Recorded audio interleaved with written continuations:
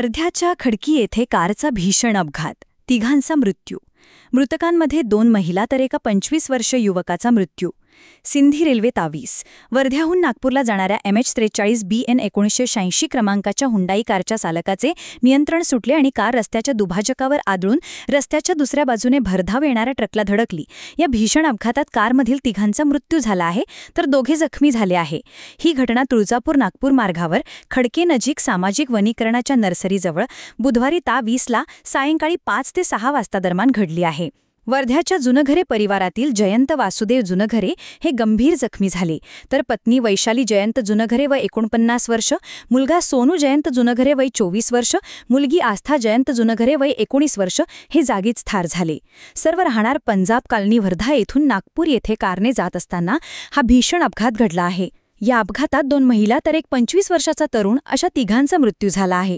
मृतदेह सेलू येथील उपजिल्हा रुग्णालयात शवविच्छेदनासाठी पाठवण्यात आले असून जयंतरावांना सेवाग्राम हॉस्पिटलला उपचारासाठी भरती करण्यात आले आहे.